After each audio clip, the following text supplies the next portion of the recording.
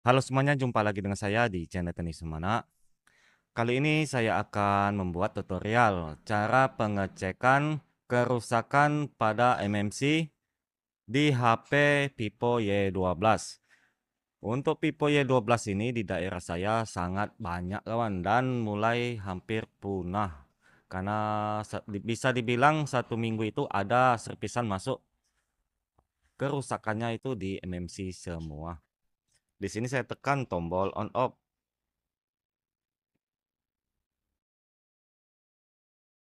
Dia tidak ada responnya sama sekali. Kemudian di sini kita lihat di ampere power supply. Kalau kita lihat dia itu tidak gantung kawan. Saya tekan, dia naik, kemudian saya lepas dia turun begitu ya kawan. Tapi dia ngayun. Saya lepas, dia turun.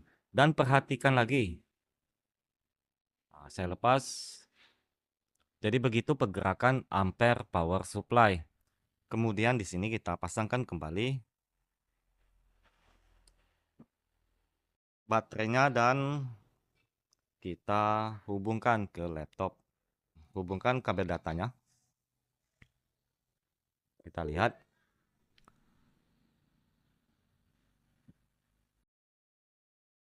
Untuk potcom-nya dia terbaca. Terbaca MediaTek. Jadi tidak wajib dia itu harus gantung supaya dia kena MMC. Enggak begitu ya kawan. Bisa juga seperti saya ini tadi. Kenapa? Karena di The Pest Manager dia terbaca untuk potcom-nya. Potcom itu adalah CPU-nya ya kawan. Jadi sudah sampai ke CPU, tapi programnya tidak bisa dibacanya. Kemudian di sini saya akan membuka unlock tool dan kita menuju MediaTek. Di Vivo kita conteng Vivo preloader, Vivo P1 atau P2 atau P3. Di sini saya pilih P1. Kita pilih. Kemudian kita baca dulu apakah masih terbaca untuk MMC-nya atau tidak. Di sini saya klik bot the paste. Kita tunggu apabila sudah meminta dihubungkan, kita hubungkan. Itu sudah meminta. Kita lepas terlebih dahulu baterainya dan kita pasangkan kembali. Kemudian kita hubungkan kabel datanya.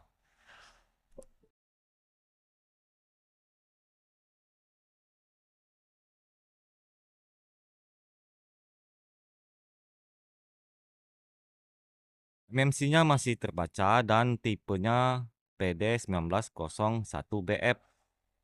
Supaya kita tahu PD1901BF ini tipe apa, kita kopikan. Oh, ini nggak bisa dikopikan kan. Kita masuk ke Google.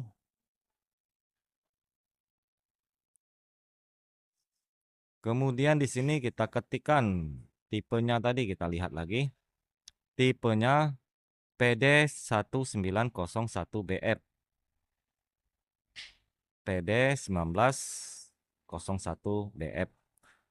Kita ketikkan di Google PD ini kawan, PD1901BF, kita klik. Tipe apakah dengan software itu ya kawan. Vivo Y12, Y15 itu satu program, bisa dipakai ke Y12, bisa pakai Y15. Asalkan dia MediaTek. Jadi tipe ini Y12 atau Y15 begitu ya kawan. Kita lihat lagi di unlock tool. Kemudian kita lepas. Sudah saya lepas, dia di disconnect. Kenapa saya tujukan melihat software ini, modelnya, supaya kalau kita belum tahu tipe HP ini, kita bisa download firmware-nya nanti ya sesuaikan dengan PD1901BF. supaya dia bisa menyala. Untuk memastikannya lagi kita cek kesehatan MC-nya. Di sini health check-nya nggak aktif. Caranya begini, kita buat the face kan, tapi nggak usah dihubungkan HP-nya. Di sini kita stop, lihat dan perhatikan di sini maka dia bakal aktif. Kita stop, health check-nya dia sudah aktif. Kita klik, kemudian kita tunggu.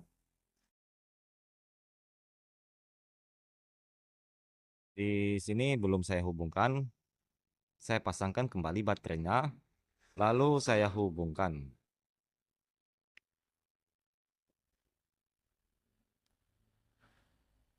Itu sudah mengidentifikasi.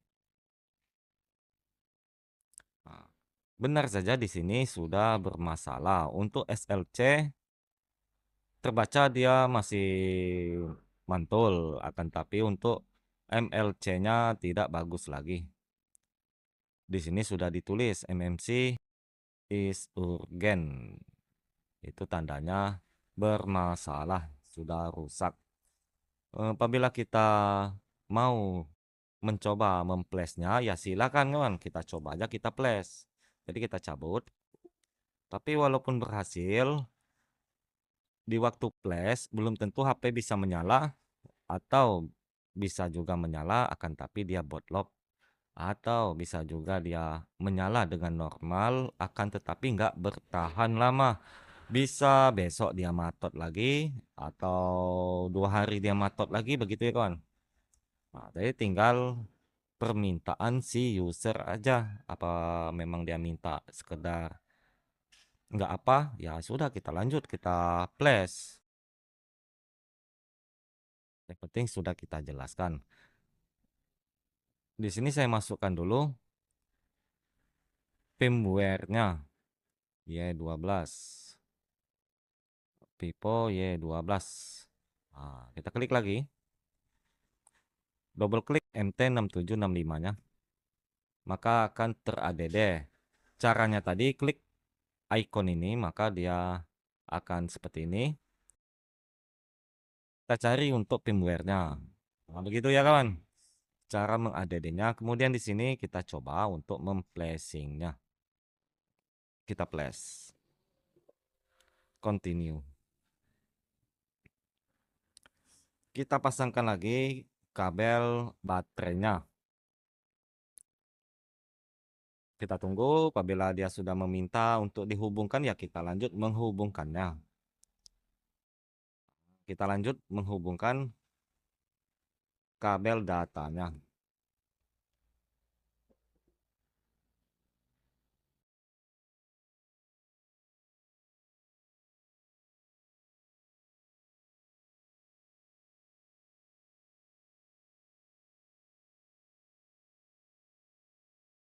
Itu masih bisa dia di flash.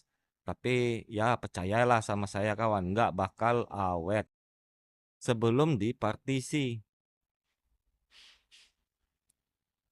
Dipartisi juga atau update FW-nya kalau Samsung untuk tipe MMC-nya belum tentu juga dia bertahan lama. Karena sudah pasti itu sudah rusak. Itu bisa dia di flash. Saya yakin ini mungkin bisa menyala HP-nya nanti. Kita lihat untuk di sistemnya nanti apabila dia bisa terflash dengan selesai, biasanya dia bakal menyala tapi ya kita lihat apakah dia bootlock atau bisa sampai ke program. Tapi ya itu tinggal si user dan usernya harus sepakat dulu. Nggak bisa bakal awet.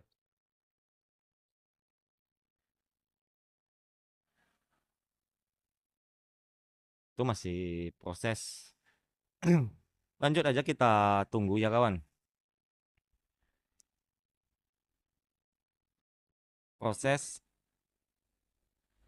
flashingnya. Bisa juga dia walaupun selesai dia tetap matot. Karena penyakit MMC itu seperti kalau diumpamakan ke manusia itu jantung gitu kan. Matotnya tiba-tiba, ada seperti itu. Karena keterangan si user biasanya mati lagi dimainkan, tiba-tiba dia mati. Atau di waktu ngecas tiba-tiba nggak bisa nyala. Atau jatuh dia tidak bisa menyala lagi. Atau ada notif memori telah penuh. Dia diabaikan maka lama-lama dia bakal matot begitu kan. Jadi banyak beraneka ragam. Untuk Bandicam saya ini trial. Jadi dia berbatas waktu. Mungkin 8 menit atau 10 menit dia bakal minta diaktifkan lagi. Itu masih berlangsung untuk proses flashingnya. Jadi untuk yang baru belajar dia bingung. Kenapa bingung? Ya itu tadi karena keterangan si usernya matinya tiba-tiba atau matinya di saat mengecas. Kalau saat mengecas kemungkinan kan kalau yang baru belajar itu langsung mengarah ke IC cas. Dicek-cek konslet nggak ada, kan bingung dia. Padahal ya jangan jadi panduan 100% dari keterangan usernya. Wajib kita analisa supaya tidak bingung. Dan ada yang bertanya, USB dokter. Sebenarnya USB dokter saya punya kawan, tapi saya nggak pernah memakai USB dokter. Lah kenapa? Ya itu tadi menurut saya nggak bisa feeling saya bekerja ke hanya melihat USB dokter. Tapi cukup menggunakan pergerakan ampere power supply dan kita hubungkan ke laptop. Itu feeling saya bekerja. Jadi ya begitulah kawan. Makanya ada yang bertanya ke saya, kalau pakai USB dokter, tegangan 0,11 atau 0,07 itu supaya nggak salah eksekusi. Biasanya kerusakannya ada di mana? Lah, mana tahu saya kawan. Beneran karena menurut saya nggak bisa dia itu menentukan IC apa atau komponen apa yang bermasalah. Hanya melihat USB dokter. Itu menurut saya bukan analisa itu kawan. Itu masih anggap aja itu tebak-tebakan. Itu bagi saya ya kawan, karena saya tidak meyakini USB dokter untuk melihat kerusakan HP. Jadi ada yang bertanya ke saya, mungkin saya jawab atau saya jawab aja, saya nggak punya USB dokter. Jadi mohon maaf, karena menurut saya itu bikin ngambang. Lebih baik ikutin cara saya ini, gunakan power supply dan pastikan baterainya itu ada isinya di atas tegangan 3,7 volt atau di atas 3,6 volt. Karena ada juga HP itu dia nggak bisa menyala tanpa baterai. Menggunakan power supply dia nggak mau menyala, akan tetapi menggunakan baterai dia bisa menyala. Ada yang seperti itu kawan. Jadi ya baterai tetap wajib kita pastikan baterainya normal.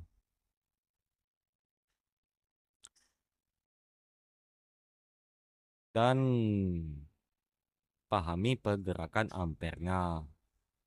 Nggak seharusnya ampere power supply itu eh, gantung di MMC.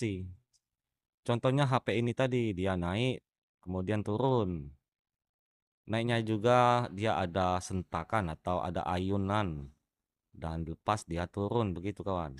Maksudnya naik dua tingkat, ngayun, ngayun seperti itu. Ya itulah kawan. Mudah-mudahan tahu bahasa saya ini. kalau nggak tahu ya lihat aja pergerakan ampernya tadi begitu ya kawan. Jadi nggak semestinya setiap HP itu kerusakan MMC wajib gantung, nggak begitu kawan. Dan juga apakah gantung 0,1 itu CPU? Nggak juga begitu menurut saya kawan. Ya, tapi kita boleh mengarah ke sana.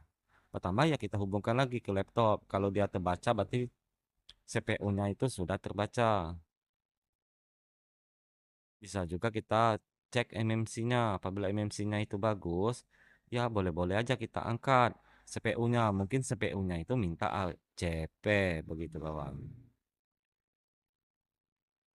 Jadi kalaulah sudah maksud saya kalau sudah mengarah ke MMC dan kita harus berniat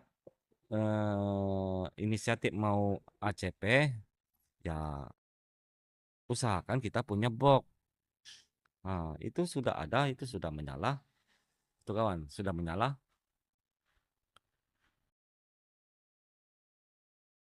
Sini ada tulisan, tapi nggak tahu tulisan apa. Nggak kelihatan sama saya. Nah, itu kawan, dia sudah menyala. Jadi walaupun menyala ini nanti, menyala hingga sampai ke programnya, eh, nggak bakal bertahan lama. Sudah dipastikan karena ya MLC-nya itu nggak terbaca lagi.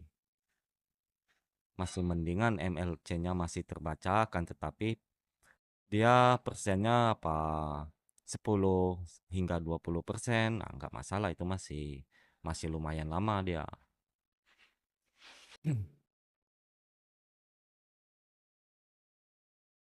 Jadi begitu ya kawan cara analisanya. Ya, itu tadi saya ulangi lagi.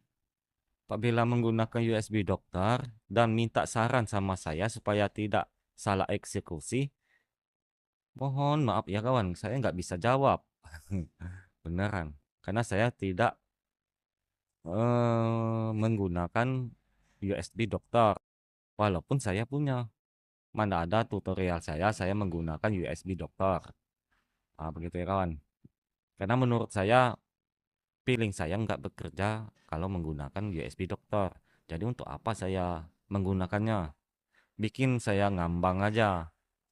Jadi dari awal saya menggunakan power supply dan menurut saya itu feeling saya bekerja di power supply, bekerja dalam arti ya bisa mengarah kemana nanti saya akan melanjutkan pengecekannya.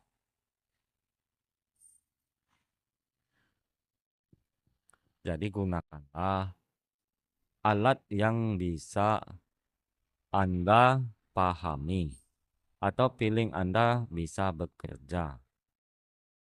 Ya kawan. Jadi servis HP itu enak kawan. Banyak pilihannya. Kalau feeling bisa bekerja lewat USB dokter ya silakan lewat USB dokter. Yang saya alami sendiri itu dari awal belajar yaitu tadi hanya menggunakan power supply. Nah, itu kan contohnya itu bisa sampai ke programnya. Saya lepas saja untuk casannya. Casannya sudah saya lepas dan itu sudah sampai ke program dan mohon maaf untuk gambarnya ini kurang jelas karena saya menggunakan kamera HP kawan. Belum bisa untuk upgrade kamera dikarenakan ya itu tadi masih banyak kebutuhan ya kawan. Jadi di sini saya coba untuk melewatinya. Kemungkinan teman-teman semua itu sudah tahu cara melewati. Wah, ini TC-nya ini kayaknya kena ini kawan.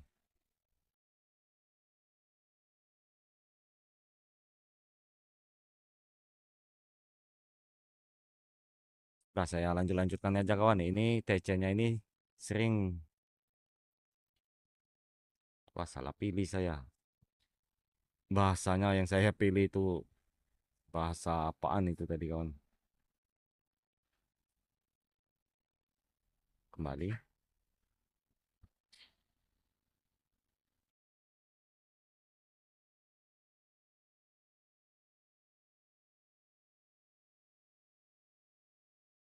Jadi apabila ada berikutnya kita lanjut berikutnya. Apabila ada lewati ya kita lewati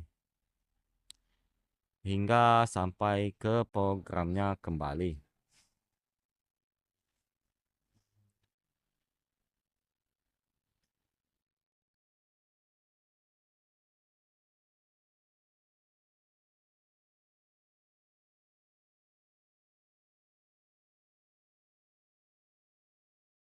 Jadi di sini saya coba melewatinya semua dan itu sudah selesai menggunakan sekarang. Kita lihat dulu ya kawan.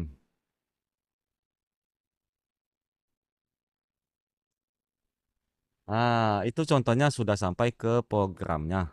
Jadi HP ini sudah bisa kembali ke programnya.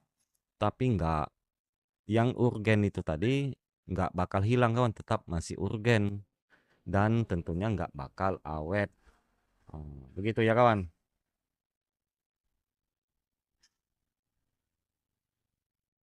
Emailnya masih ada dan tentunya wajib persetujuan sama yang punya HP ya kawan. Nanti dia bolak-balik ke tempat kita. Kalau kita tidak jelaskan, HP-nya nggak bakal awet. Gitu ya kawan. Jadi begitulah cara pengecekan untuk masalah di IC program atau IC MMC. Yang bermasalah. Sebenarnya HP yang seperti ini masih bisa diobati dengan cara dipartisi ulang atau di update FW-nya. Dia bakal lebih awet dibanding seperti ini kawan. Karena yang seperti ini nggak bakal hilang. Ya begitu ya, ya kawan. Jadi harus ada komprimasi di antara user dan usernya. Oke kawan, saya sudahi tutorial saya ini tadi. Semoga bisa bermanfaat dan tentunya selalu support channel saya dengan cara like, komen, dan subscribe-nya. Bagikan channel saya ke teman-teman Anda.